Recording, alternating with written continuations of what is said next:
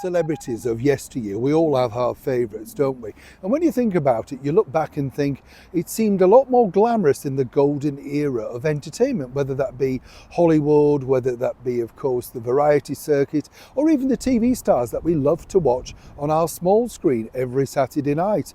You know, the Morecambe and Wisers, the Cannon and Balls, people like Dick Henry, that seriously just made you laugh. You enjoyed everything. Of course, you never knew what was going on behind the scenes. You just never thought of it, really, did you? It's a little like this particular picture, a beautiful picture of a good friend of mine, the singer Kiki Dee. And what's interesting, here she is, pictured with a man that you will all know if you're a huge comedy fan. In fact, this is because this is Bud Flanagan, taken way back in 1967, and he was, after me, you all know it, don't you, chums, the voice, of course, of Dad's Army, one of the very final things that he did as a performer, sadly before departing. However, Kiki's still going strong as ever, lovely lady, still a wonderful singer. However, behind the scenes, not everything goes to plan for celebrities. Let me explain. Hi, good to see you, chums. Thank you so much for your time. Lovely to have your company. And, of course, a beautiful autumnal setting. I hope you like a winter setting now, isn't it? Yeah. Well, I know. Clocks going on and everything. I can't be doing with it, can you? Absolutely not, you know. One thing, though, that cheers you up on these long winter evenings is watching reruns and old clips of shows that you truly, thoroughly enjoyed.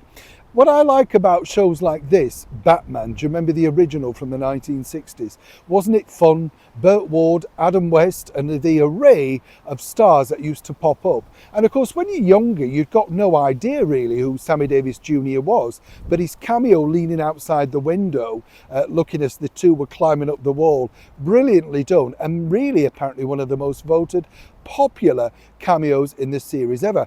There were so many gorgeous people like Julie Newmar, the very perfect Eartha Kitt, remember her? And even Liberace popped up in there. Everybody wanted to be in Batman because it was fun, aimed at children, and more importantly, you know, they paid very well over at 20th Century Fox. Hence the reason reoccurring villains like Van Johnson and this man, Cesar Romero. Now, what was interesting with Cesar was simply he was a huge star and became very popular, of course, playing the Joker.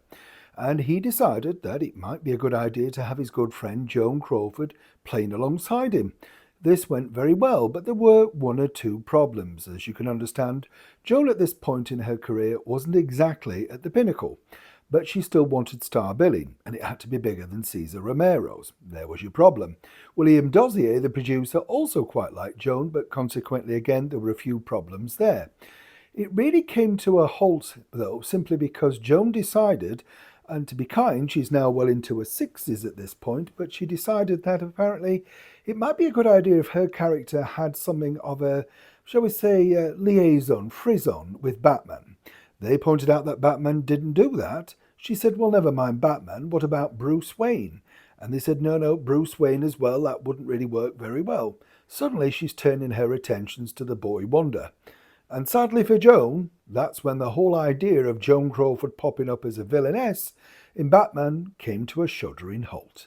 And that's exactly how Joan lost her chance to become a featured artist on the brilliant from the 1960s Batman. You'll never get that image out of your mind now, will you? Neil Sean in the heart of the United Kingdom.